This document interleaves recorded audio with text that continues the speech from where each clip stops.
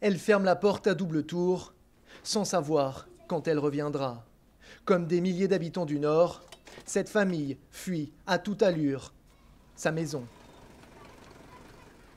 La direction, le chemin à emprunter, leur a été dicté par l'armée israélienne dans un message audio.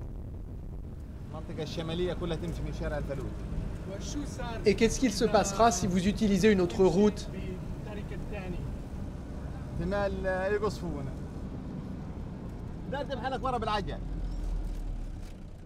Un départ précipité, vécu comme une injustice. Pas de combattants par ici? Pas d'armes? À pied, à dos de mule ou en voiture, les familles essayent d'emporter le plus d'objets possible, voire même des animaux. Impossible de savoir précisément combien de personnes sont en train de partir, mais depuis tout à l'heure, ce sont des centaines, des milliers de personnes que nous accompagnons dans une fuite qui les mène depuis leur maison dans le nord vers des lieux de refuge dans le centre-ville de Gaza. Pour cette famille, c'est le 3e départ forcé en 5 ans. Il y a eu l'opération Plomb durci en 2009, pilier de défense en 2012 et bordure protectrice aujourd'hui.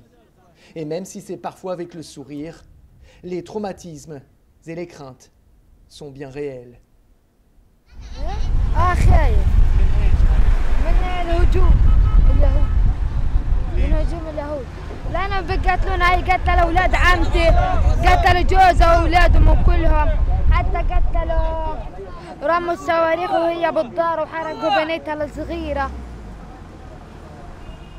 Cette famille fait partie des plus chanceuses.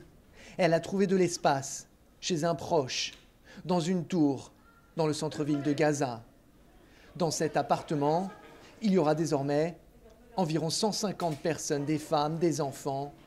Il faut préparer les chambres pour pouvoir loger tout le monde. C'est désormais depuis ces balcons que la famille observera les bombardements.